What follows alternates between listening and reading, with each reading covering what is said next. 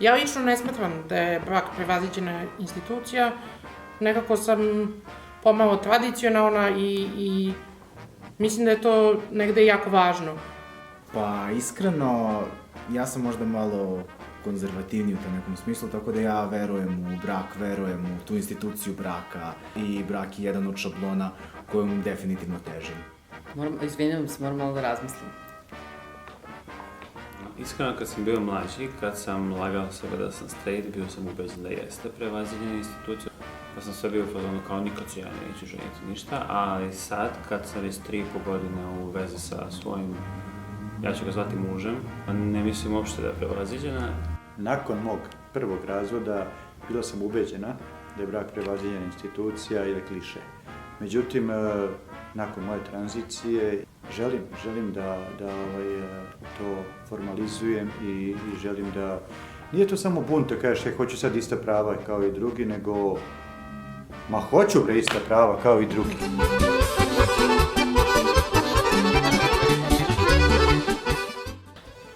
Trenutno emotivno, ja sam ceo život nekako zaljubljen. Sad nekad srećno, nekad nesrećno. I uvijek se predam cela i onda mi bude krivo kad to prestane i onda nekako budem ljuta sama na sebi, kažem neću više. Međutim, evo tako i sa sadašnjom verenicom, kažem verenicom zato što smo se verile pre 2 godine. Počeli su da se rađaju emocije, ukrčili smo se veoma brzo. U startu smo počeli da živimo zajedno, već nakon mesec i po 2. Delimo dobro i zlo, više dobro nego zlo, mada bude i tih nekih ružnih dana, ali to su sve neki izazovi koji nas teraju da se presaberemo i koji nam govore da je stvarno to.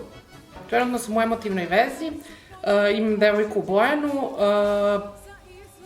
zajedno smo dugo, imali smo malih trzavica i eto, ljubav je opstala i jako smo srećne, ne živimo još uvek zajedno, ali razmišljamo i o tome i tako.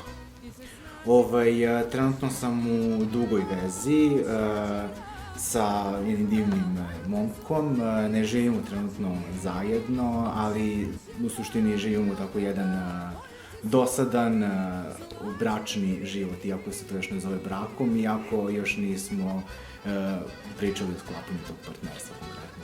Ja sam u vezi već recimo 4 godine sa jednom predivnom devojkom koja je Slovenka. I super nam je, da. Ja sam zadovoljno nevenčano venčan svojim nevenčanim mužem. Ja sam tvoja košuljica bela.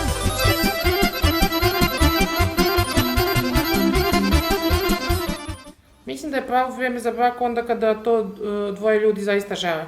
Kad zaista to osete, a ne kada su primavani, prisiljeni zbog društva, normi. Ali zapravo mislim da je pravo vreme onda kad stvarno dvoje ljudi osete da je to i da vole jedno drugog i da je to nešto za ceo život. Bitno su ljudi vole u suštini i da mogu da to iznesu. Mislim da imaju da ulože u taj brak. Najgore kad se neko pozajmljuje da bi, ne znam, na silu se ženio jer ih neko pritiska. Tako da ljudi volite se, ali budite malo ekonomski promoćurni. Tako da mislim da to sve zavisi od odnosa koji se razvije između dve jedinke, od nekako načina koji taj odnos napreduje, od zrelosti samih individua, samih osoba u toj vezi, tako da ne verujem da postoji univerzalni recept. Mislim da kao i za autovanje i za sve ostale lične stvari i odluke ne postoji pravo ili krivo vreme za brak. Nekome to može da se desi u 20. i nekome može nikada da se ne desi i to je isto okej. Pravo vreme za brak je kad obe strane osete. Svi kažu, jao, to je samo papir. Ma nije samo papir, nije samo potpis. To je pred ovim našim patrijarhalnim svetom veoma bitno da kažeš ne, mi smo u braku.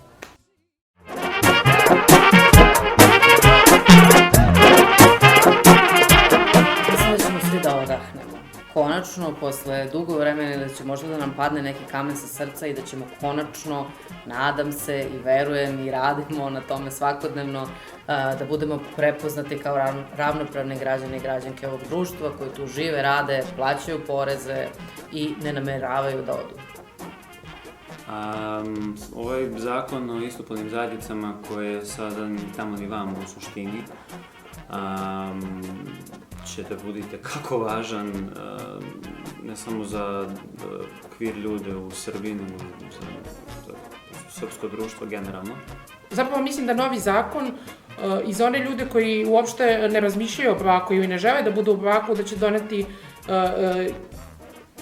jedno pozitivno zapravo iskustvo i pozitivan osjećaj da smo svejedno prihvaćeni od društva i da imamo mogućnost da uvadimo nešto, ali da to ne moramo da uvadimo.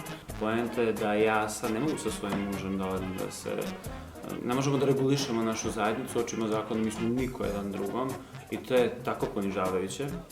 Zaista mislim da će zakon mnogo pomoći. Mislim da će nekako uopšte uzakoniti te odnose. Naravno da je to samo jedna od karika ka unapređenju položaja čitave LGBT zajednice. Naravno da ljudi se neće venčavati ako nisu ekonomski osnaženi, odnosno neće sklapati partnerstva ako recimo nisu autovani, odnosno ne postoji nekako sigurno okruženje, što u vidu društva, što u vidu institucija koji će ih ohrabriti da se autuju. Tako to zaista jeste jedna karika, ali mislim da je jako važna jedna karika. Ja mislim da treba zajednice da malo više, da bude glasnija, a ne da nam dvoje ili troje aktivista idu po TV kanalima i samo o tome pričaju i da nam vladajuća koalicija ili ministri uređuju taj naš zajednički život, nego hajde, gde su te organizacije koje stvarno zagovaraju to, da budu malo glasnije. Meni će lično jako značiti i osjetit ću se kao ravnopravni član društva konačno, kao neko ko vredi, isto kao i moja drugarica i drug koji su straight i nekako mislim da je to samo još jedan korak u dokazivanju da smo svi ljudi i da smo svi jednaki. Postoje istopolni parovi koji žive unazad 10, 20 i više godina, a prosto niko su ništa u licu zakona. Tako da zaista mislim da je to moralna dužnost čitavog društva i da je to jedan patriotski čin svakog od nas i da će Srbija biti time i lepša i bolja i bogatija. I zato mislim da je veoma važno da se barem kakav takav zakon o istopolnim zajednicama donese, ne mora da se zove brak u početku, nema veze. Meni je samo bitno da zakon prepozna mog muža kao mog muža i da sve što je od mene, da se deli sa njim. A ne da uvek postoje onako znak pitanja ko su mi, šta smo i da mora nepresno da se objašnjava ko smo, šta smo. Hoću pamati.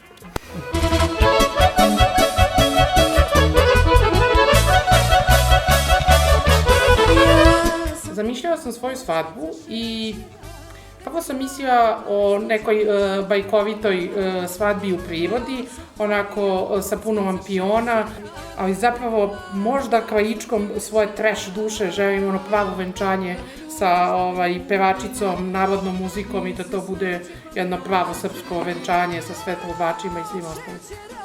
Pa nisam iskreno, nisam zamišljao baš onako nešto svoju svadbu. Nekako bih volao da to ne bude previše masovno. Ne bih volao na to da bude onako neka šatorska venčanje. Ali volao bih da to bude za odabranih 100 ljudi recimo, mada to opet ne deluje ovako malo kad se tako kaže. Znaš šta, neću praviti neku svadbu. Pre bih napravila jednu dobru žurku, gde bi stvarno tu bili meni bliski ljudi, gde bi mogli da se opustimo svi. Počela sam da razmišljam u trenutku kada, s obzirom da je moja partnerka Slovenka, tamo je moguće da se venčamo, međutim ja nisam sigurna da želim da se venčam negde, a da to ovde gde živim ne znači ništa. Razmišljao sam kako ja zamišljam svadbu i onda sam odlučio da proverim sa mužem kako on zamišlja, da bi posle bilo nekih čarki i nepodudaranja i složili smo se u suštini. Dakle, obojice se slažemo, to treba da bude onako malo intimno, da ne bude previše ljudi, ali da bude slatka feštica. Međutim, u nekim idealnim uslovima zamišljam to kao jednu veliku žurku gde će biti svi ljudi koje volimo, koji su nam važni i da to tako ko Ivkova slava traje bar 3 dana.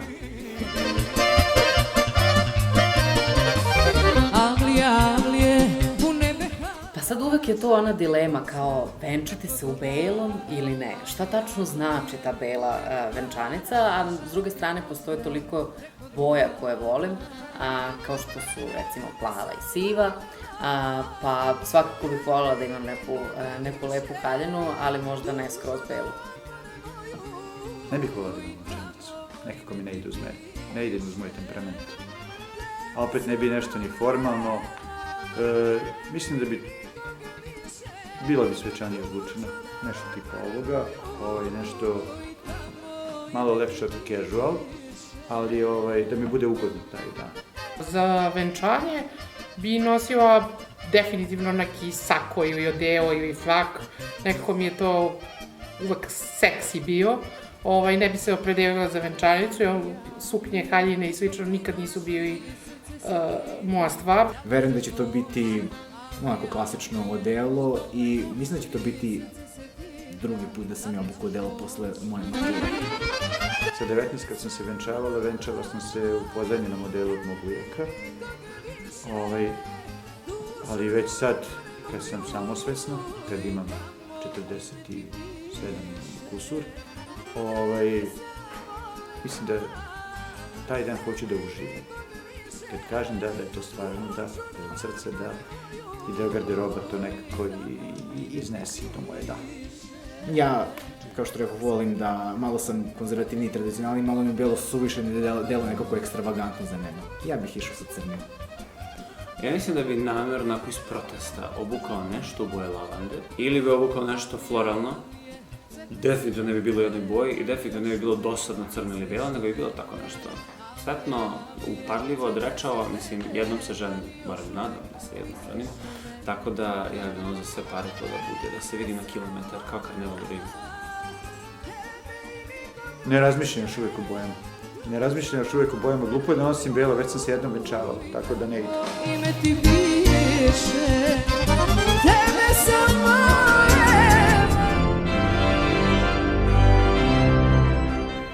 Ko će koga da zaprosi? Pa ne znam, recimo ona mene. To čekam, da.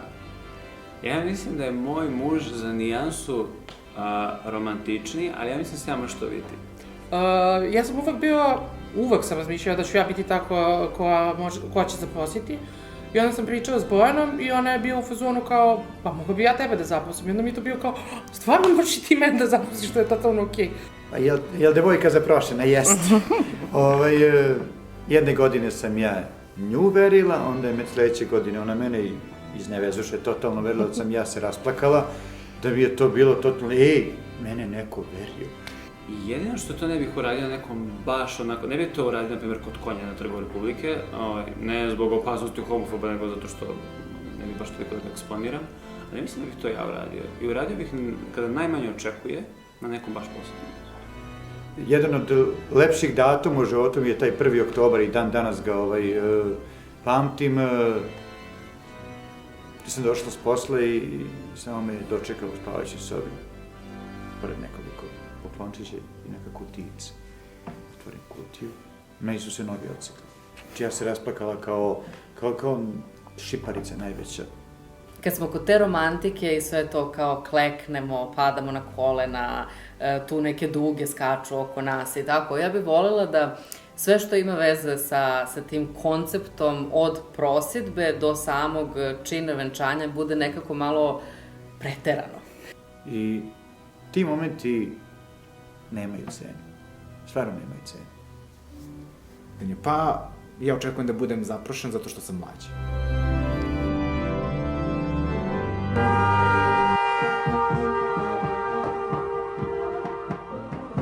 Pa ako ljudi se uglavnom gade, gnušaju te tradicije na našim venčanjima i uvek nekako onako posprdno govore o njoj, a meni zapravo zaista je tradicija mnogo divna. Nažalost se kod nas mnogo tradicija vezuje za diskriminaciju i tlačenje LGBT osoba, ali ja suštinski mislim da je tradicija mnogo lepa i da nekako kad se iznese sa ljubavlju, kad je zaista nekako iskrena, ona zaista može da bude mnogo lepa. Mislim da je važno, ne znam koliko je tradicija ili je više neki moment koji se dešava, je da ta svadba bez trubača ne može da prođe.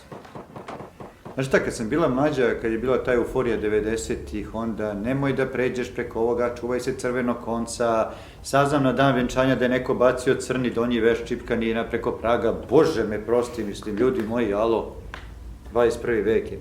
Mislim, uvek svi kažu, uvračan ovo, ono, ili te neke običaje, pa kako postajem starija i iskusnija, nekako sve manje obraćam pažnju na te stvari.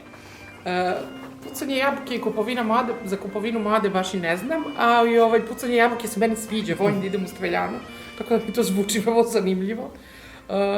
Tako da, zašto da ne? Mislim da se Bojan ne bi složio u potpunosti sa ovim, kao ne, nema šansi, kao šta si pričala, Izabela. Jedva čekam da vidim njenu reakciju, ali da, ja bi definitivno pucao u jabuku, pa i kupio bi mladu. Mi LGBT osobe smo, deo ovog društva, samim tim smo i deo tradicije koje vezuje ovo društvo, tako da su meni svi ti običaji, nekad su mi bizarni, nekad su i malo suludi, nekad umiju da budu neumesni, ali suštinski mislim da su oni deo našeg društva i nema poente da se mi nekako ograđujemo od njih, nema poente da mislimo da smo nekako odrođeni od toga. To je prosto nešto što je deo nas i zaista mislim da će ta tradicija sa dolaskom istopolnih partnerstava, sa dolaskom istopolnih, da kažemo, gej svadbi koji će imati jednu posebnu slatku draž, imati neko posebno novo ruho. Ja sam konkretno i Jevrejin i ja volim tradicije vezane za jevrejsku kulturu, za judaizam.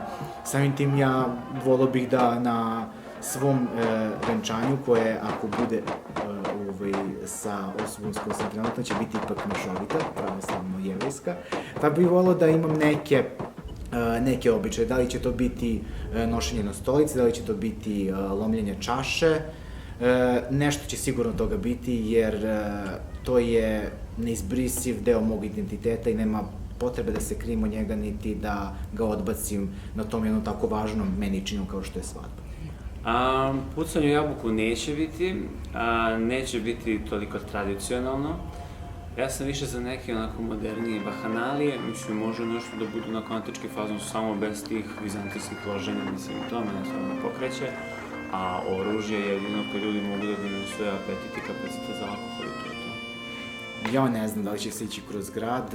Mislim, trenutno kako živim već 3 godine oko stana koji je blizu crkve i tu uvek oko nedelja, svako jutro se maše zastavama i svira se i to nekad bude jako uznemirujuće. To mi je možda malo too much.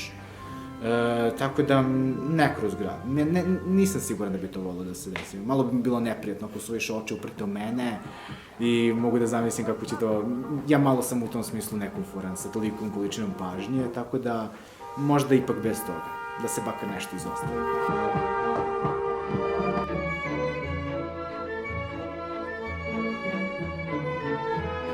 Ja sam opet u fazonu kao intimno venčanje u krugu prijatelja, najbližih i porodice, a onda s druge strane želim da bude 300 ljudi i velika svadba. Tako da sam potpuno kontradiktorna, ali ne znam. Joj, ovako, idealno bi bilo kad bih ja mogla da se venčam na plaži. Tako sam ja to nekako zamislila, to zalazi sunce, bosi, sve to tako divno, mućkaju se neki kokteli. Međutim, pošto mi nažalost nemamo more, onda ta plaža mora da otpadne. A šator nikako, pa možda neki lep i dovoljno velik prostor koji može da se tako možda napravi da liči malo na neku obalu. Zapravo bih volila da vidim sva draga lica i nekako, evo sad i kad se dešavaju neki događaji u zajednici, onda sam u fazonu, ja sve ove ljude nekako su mi dragi i volila bih da podele taj trenutak moje sveće, a mislim da je nekako važno i da je značajno i samim tim i taj početak braka i to kad krene ta ceremonija venčanja, koja značaja brak je meni nekako sjajna zato što se svi raduju i validiraju tu ljubav i nekako automatski bi volila da bude i što više ljudi pa da svi mogu da aminuju moju odluku. Možda negde pored Dunava, u stvari, to bi bilo idealno.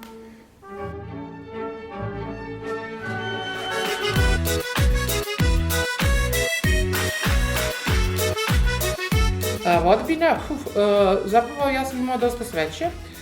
Mene je mama jako brzo prihvatio, zapravo ja sam joj rekla, mama imam devojku, ona je rekla, ne izmišljaj Izabela.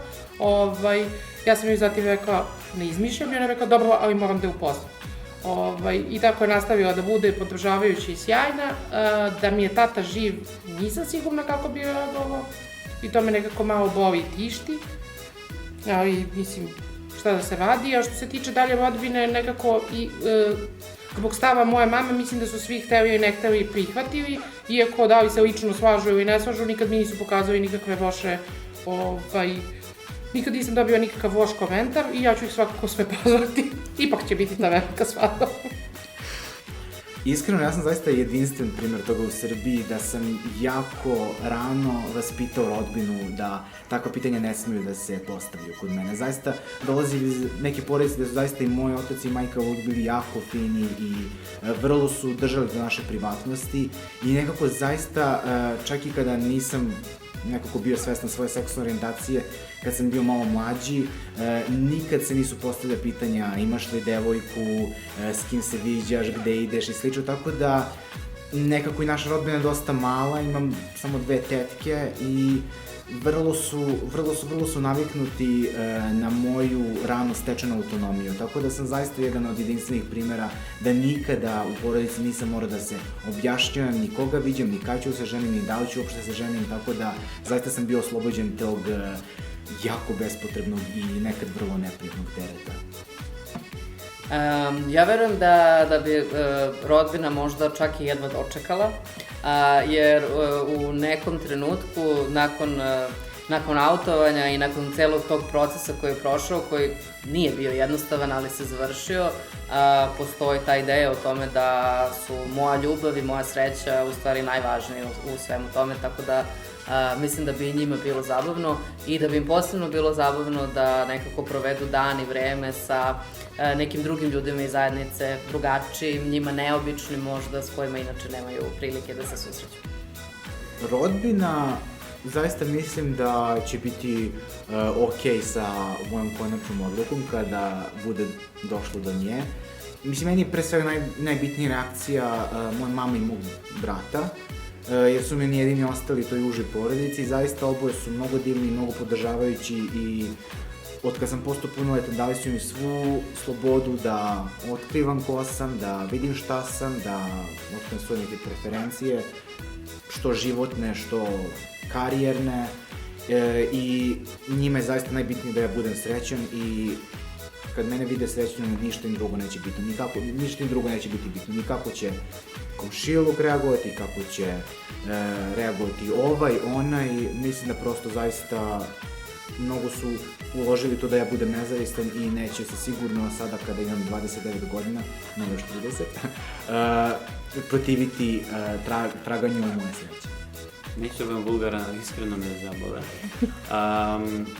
Svi oni ljudi u našem životu koji su trenutno aktualni, odnosno koji su zaista naši voljeni, bliski, dragi ljudi, to je to.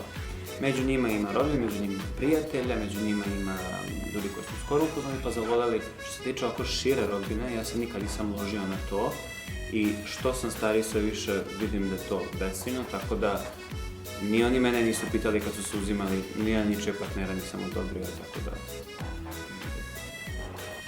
Šta će mi rodbina naći? Svašta. Sad nam je najbolje. Burme, ste razmišljali o dizajnu? Ovako, zlato ne dolazi u obzir. Znači, žuto, ono, kao zlato, boja zlata, to nikako. Belo zlato možda. Ja volim jako Gospodara prstenova, ali moja partnerka, moram da kažem da ga nikad nije ni pogledala i uopšte ne znam kako smo zajedno, ali evo, desi se. Tako da bih ja tako nešto možda u tom fazonu, kao da liči na The One Ring, da.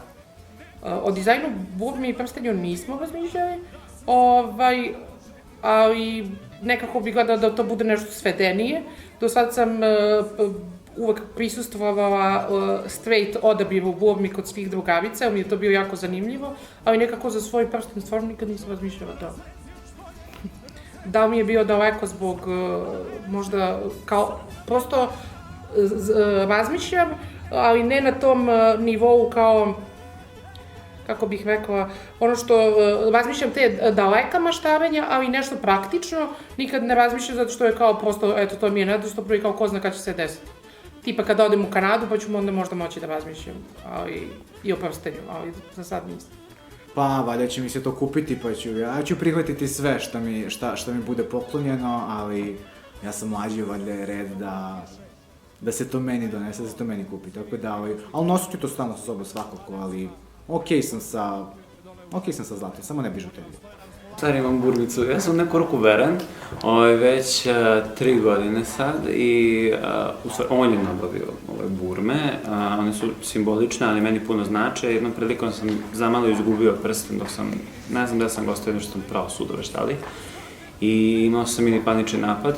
Iako sam znao da je u stanu i da ne može biti dalje od kauča, ali sam se toliko uplašio, to što mi jako znači.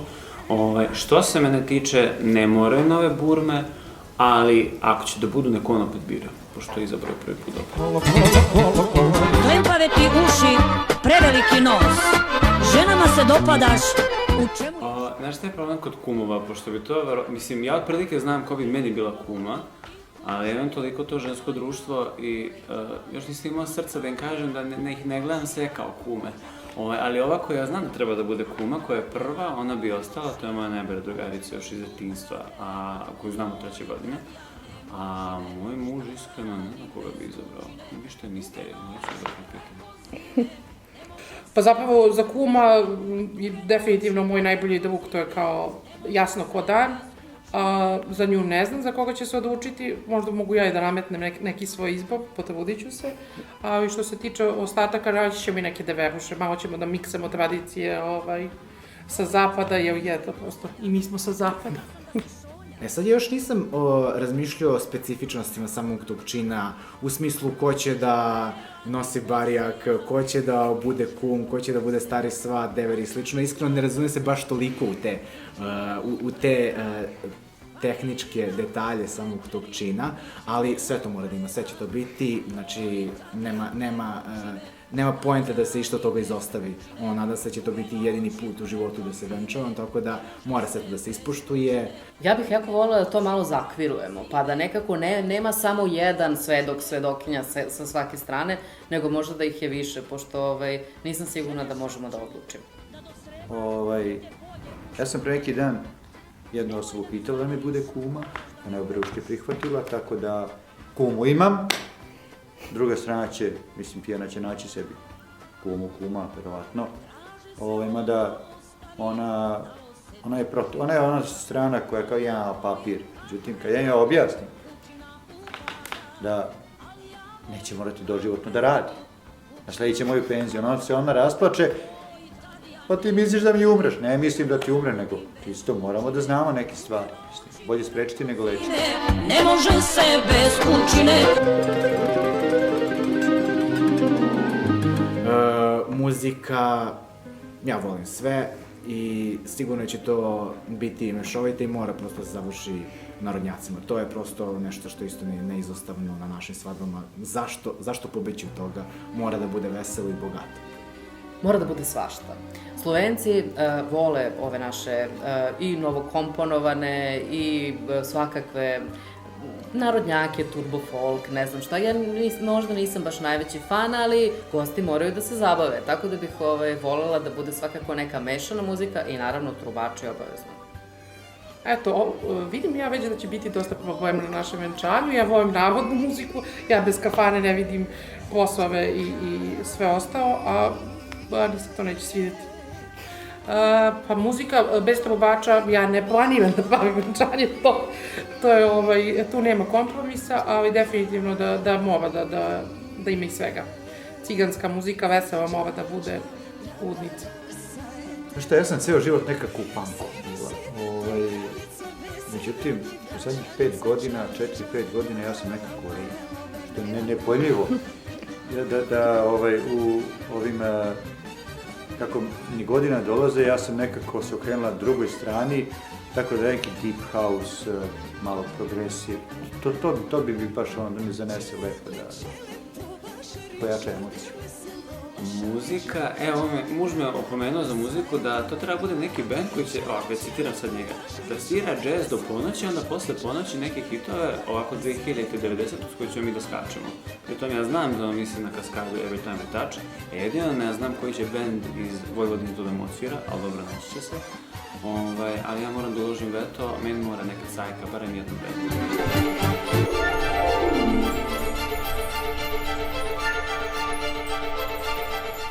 To bi bilo putovanje, sigurno neko putovanje, pošto moja verenica i ja stvarno volimo da putujemo i zadnji dinar dajemo i skupljamo kasicu, prasicu i onda idemo. Tako da smo pred samu koronu išli u Lisabon, tamo smo bile ove godine, ako sve bude kako treba, planiramo Španiju, Barcelonu, tako da sigurno će neko putovanje da bude. Nešto nisam za to čvaranje na suncu, na moru, više sam za dinamična putovanja, tako da medeni mesec sigurno će biti neko putovanje.